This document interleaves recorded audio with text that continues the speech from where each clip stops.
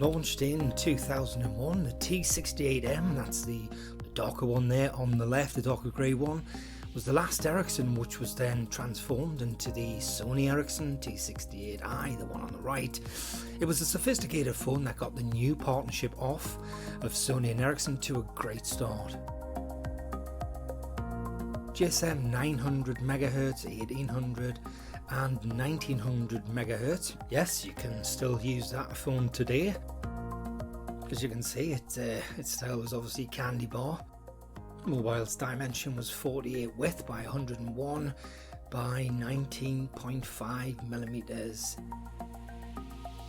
It only weighed 84 grams. You got approximately 290 hours of standby time and talk time up to around 13 hours. Some of the features of this particular mobile was obviously its colour screen. It was tri-band, it had Bluetooth, the joystick control in the centre there, it was WAP enabled, had GPRS, and it had an infrared port.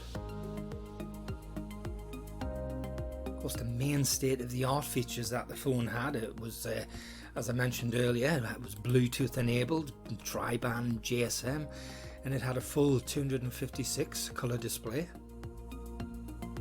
It wasn't actually, in fairness, the first mobile to boast a full colour display. That accolade was left for the Mitsubishi Triumph Eclipse, but the Ericsson T68m, as you can see, compared to the Mitsubishi, it was smaller, probably a little bit more sexier, and probably much nicer to use as well. So essentially these are the same mobile. The T68m got a software upgrade in 2002, turned the M into the Sony Ericsson T68i.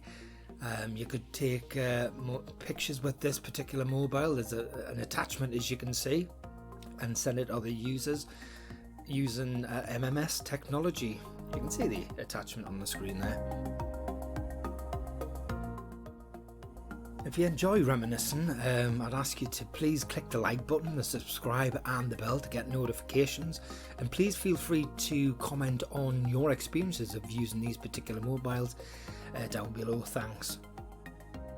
Okay, let's have a listen to some of the ringtones that were available around that era.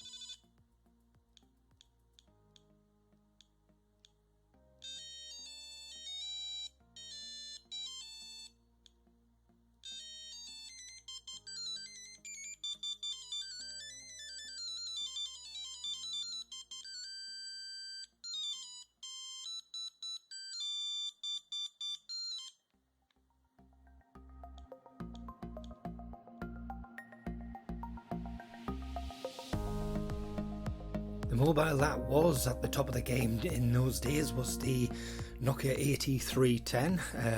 I've actually done a small review on the older brother of this, the 8210, if you just have a look in the library. This was the mobile that the T68 was up against.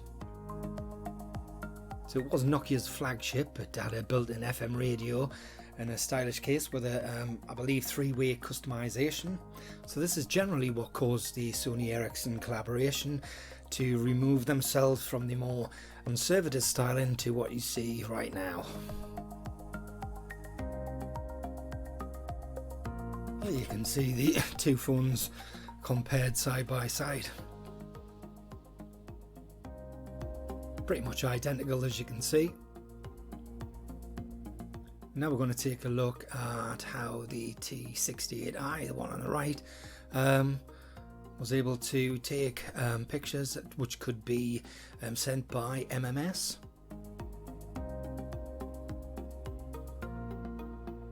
Once again, I hope you've enjoyed reminiscing, looking in the past with these Ericsson's T68. If you have, please hit the like, subscribe and the bell, and please add a comment down below about your experiences. once again, thanks for watching Vintage Mobile Phone Reviews.